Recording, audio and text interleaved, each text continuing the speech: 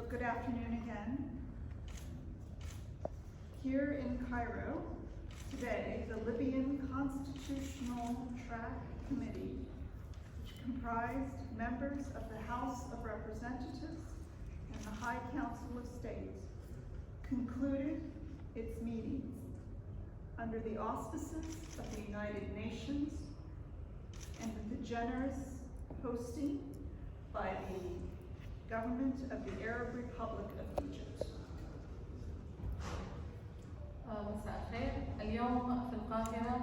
هنا في القاهرة اختتمت لجنة المسار الدستوري الليبية والمؤلفة من مجلس النواب والمجلس الأعلى للدولة اجتماعاتها اليوم في القاهرة، وذلك برعاية الأمم المتحدة وباستضافة كريمة من حكومة جمهورية مصر العربية. Over the course of 1 week, these consultations took place between the committee members in a climate of consensus, discussing several issues, including agreement on the internal regulations governing the work of the Joint Committee, the appointment of a chairman and a rapporteur, and agreement to meet after the Eid al-Fitr holidays to continue the consultations, the meetings here in Egypt. وعلى مدار أسبوع جرت هذه المشاورات بين أعضاء اللجنة في أجواء توافقية، حيث تمت مناقشة عدد من القضايا بما فيها الاتفاق على اللائحة الداخلية المنظمة لعمل اللجنة المشتركة وتعيين رئيس اللجنة ومقرر لها، والاتفاق على الالتقاء بعد عيد الفطر المبارك لاستكمال المشاورات هنا في مصر. While the Constitutional Track Committee held several closed-door internal meetings that were facilitated by the chairperson and the rapporteur directly, we in the United Nations also facilitated general consultations, during which our group of experts provided technical clarifications on a number of important constitutional issues, citing constitutional experiences from several countries in the region and around the world. وقد أجرت لجنة المسار الدستوري اجتماعات بينية مغلقة يسرتها أو ترأسها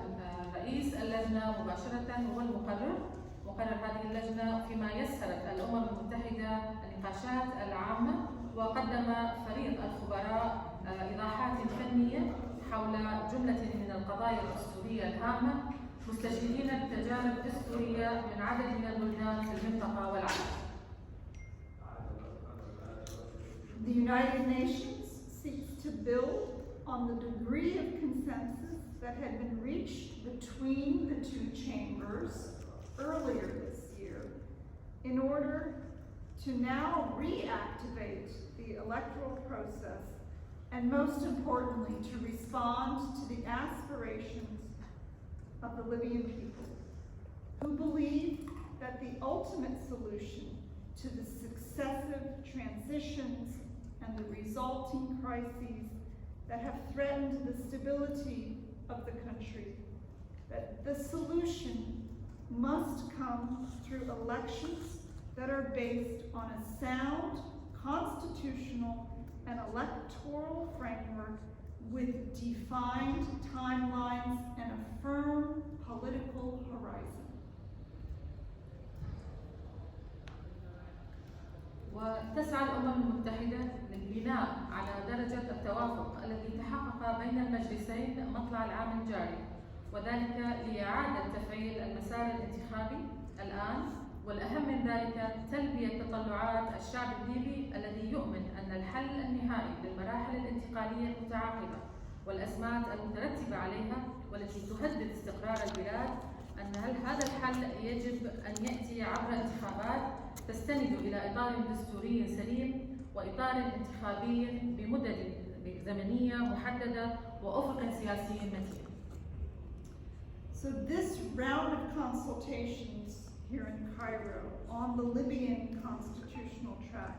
has been held within the context, as I said, of the consensus that we saw that was earlier reached. There was a degree of consensus that was reached between the two chambers, and also in the context of the UN initiative that was launched in early March, with the aim of moving forward a constitutional and legislative framework for presidential and parliamentary elections. وتأتي هذه الجولة من مشاورات المسار الدستوري الليبي هنا في القاهرة كما قلت في إطار التوافق الذي تحقق